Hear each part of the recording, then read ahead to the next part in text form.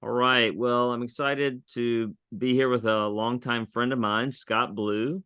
And I think we've known each other like 30 years. Yeah. Yeah, it's been crazy. So we were in seminary together. And Scott, I should call him Dr. Scott Blue, was getting his Ph.D. in preaching. And he went on then to do a church plant, to pastor, to preach, to also be an adjunct instructor of religion at a couple of different institutions.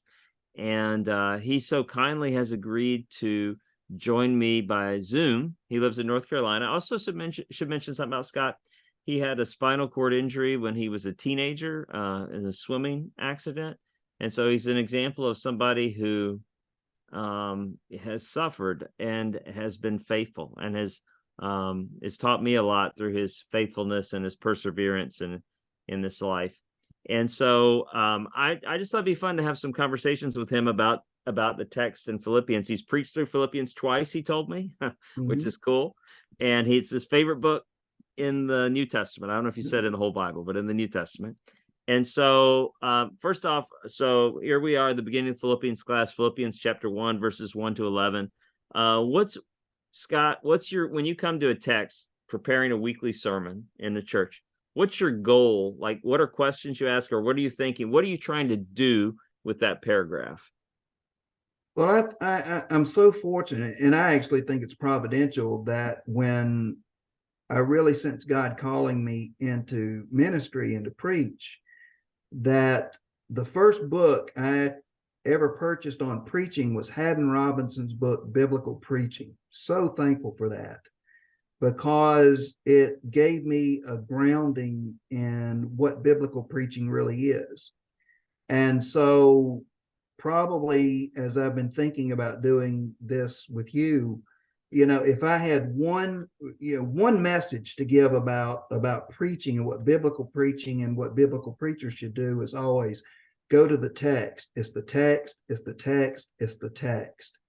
Because really it's the text where you draw the authority as a preacher. It's not in your eloquence, it's not in your skills, it's not anything else. It's the biblical text where God has spoken. And so when I approach any text, my goal is to first of all find out what did God intend for this text to mean to the people to whom it was originally written. And then what does God intend that text to say to us now? John Stott, in his book Between Two Worlds, you think, what did it mean then, and what does it mean today? And so it's almost like breaking a sermon into two halves. Your first half is to discover what is the meaning of this text, what is the author's intent in this text. And then the second half is, how do I bring that very same message into my audience today, but still go back to the text, the text, the text, the text. And that's what you preach. That's the heart of a message. That's good. Very clear, very helpful.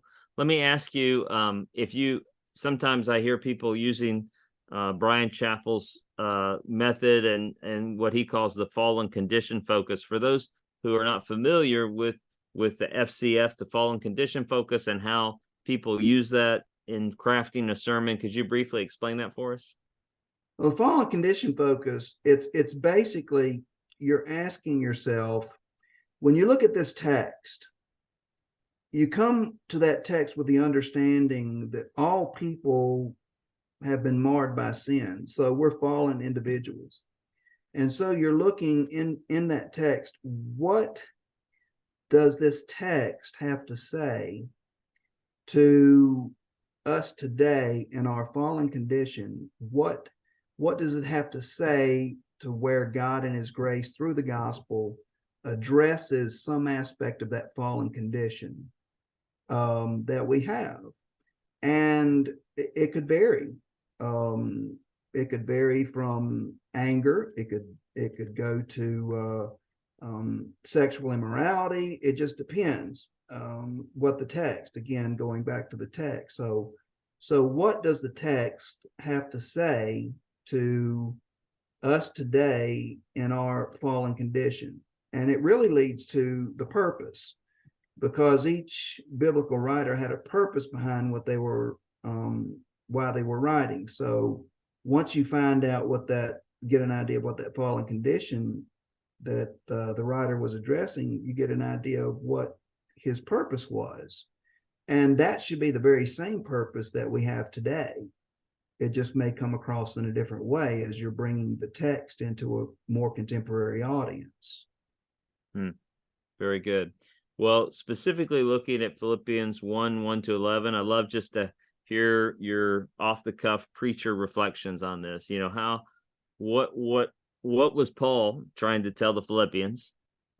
Is there an FCF, a fallen condition focus here that we sort of leverage or enter the text through it today? Or how do we accomplish today, a faithful application of similar to what Paul was doing to his congregation in his day? Just give us some guidance here. Help instruct us.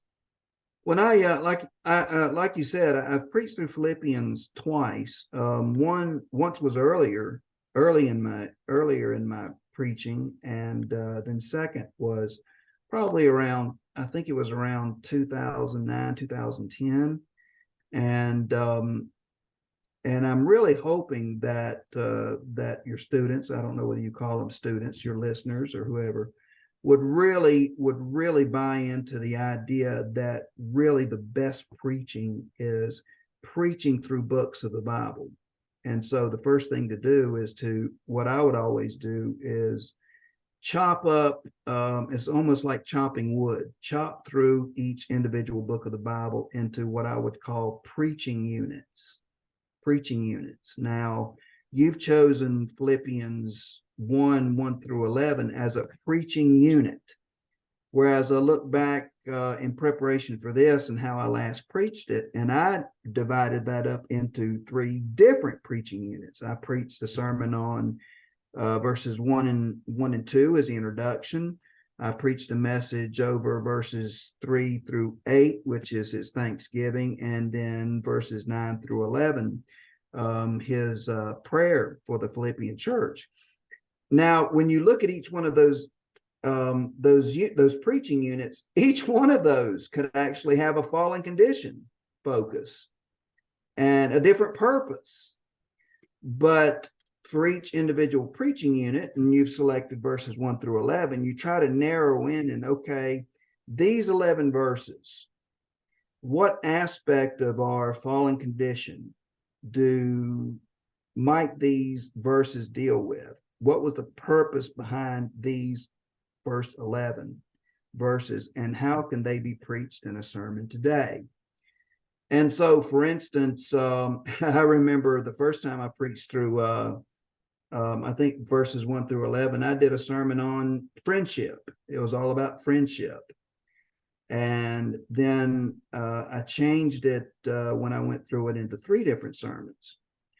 So when you look at this passage of scripture, basically, let's take, for instance, verses 1 and 2. Always pay attention to the differences that Paul includes in his introductions. We tend to skip over them often, but pay attention very carefully. And there are 2 things in particular that Paul does in his introduction that are not, if not different, they differ in some ways. Well, the first thing that he does is how he refers to himself. He refers to himself as a servant, a bondslave, rather than as an apostle. And then he says to the saints in Philippi, together with the overseers and deacons. And if I'm right, he doesn't do that anywhere else in his other letters. And so you ask, why would he do that? Why would he do that? So something's going on to cause him to refer to himself as a servant, and then to include these overseers and deacons. And then when he goes in verses 3-8 in his thanksgiving, pay attention to what he talks about. He talks about how he loves them, their participation in the gospel, how he's confident that God's going to bring to fruition what he started in their ministry, and how he longs for them. So he's clearly expressing his heart, and probably the most heartfelt way of any of his thanksgivings that he gives in his letters. And then he moves on to his prayer. What is he specifically praying for? And he's praying for basically spiritual growth. So I would suggest then that you expand and you look basically what's going on in Philippians that might lead him to do those things. Look behind the whole purpose of writing Philippians. And I think it's Gordon Fee, maybe, who calls Philippians a rhetorical book of joy or rhetorical letter of joy. And we always think of Philippians as a letter of joy. But things weren't necessarily joyful in Philippi. There was clearly some dissension that was going on. Later on, he specifically mentions Euodia and Syntyche, right? And so the way that I would look at it, and just a cursory look at it, is Paul was dealing with a church that was struggling with some disunity. And so, wow, doesn't those three individual units fit within that? So Paul was saying, look, I'm a servant. I'm not an apostle. I'm not forcing myself on people. I might have a right to do it, but I'm not. I'm a servant. And look, you overseers and deacons, this is something that you should be dealing with, Then you look at his Thanksgiving, how he pours out his heart. And while I've got you, I'm going to see if you'd let me know if I go blank. I wrote it just in an outline. Paul focused on their good memories. He focused on how they had impacted his own life. He focused on what God was doing in their life, and then he focused on their love that they had for one another. That's important when you're trying to keep a church unified and keep unified relationships in a church. And then you go on in the verses 9 through 11 in his prayer. What was he praying for specifically? He was praying for them to live a life of love. He was praying for them to live a life of holiness. He was praying for them to live a life of fruitfulness. And all of those things are incredibly important when you're talking about, creating unity and ensuring unity in a church. And so, I might preach a sermon in verses 1 through 11 specifically on the topic of how do you foster unity in a church? Yeah. And then dividing those things maybe into, without, planning out any points, get leadership involved, or make sure your leadership is focused on unity. Form relationships that foster unity, and then pray for unity amongst believers or something like that. So, that's how I would look at it. But again, I think that would do justice to the text. The fallen condition focus being that I think in our sinfulness, we all, how many people have been in churches that struggle with disunity? Probably the people that are listening to this, they might even be in a church right now that's struggling with unity. Yeah. And so look, this is how we deal with it. Man, that's excellent.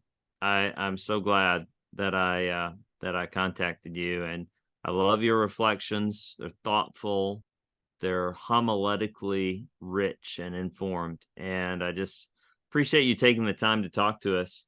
And I plan, Lord willing, as long as you'll do it each week, we'll plan on doing this on Monday afternoon, and we'll just hit a different section, and love to get your reflections on it. So it's a lot of fun. Hopefully your people will find it beneficial. If not, they just won't watch you. And feel free just very, very quickly to share something I heard is that preachers don't come up with original thoughts too often. So I heard somebody say, and I don't know where it came, the first time you cite or quote somebody, say, so-and-so said this. And then the second time you repeat it, you said, I heard somebody say this. and then the third time you just take credit for it yourself. So, so if any of your people are preaching through Philippians, you have my permission to just steal that sermon outline. Okay. So permission from Dr. Scott Blue to take that sermon outline and use that without attribution, right? You're just saying, here's a good outline, Yep. and I put a Yep. little footnote in the bulletin down below. Either But that, or you could start a GoFundMe page or yeah, something like that. all right. Hey, good to visit with you, Scott.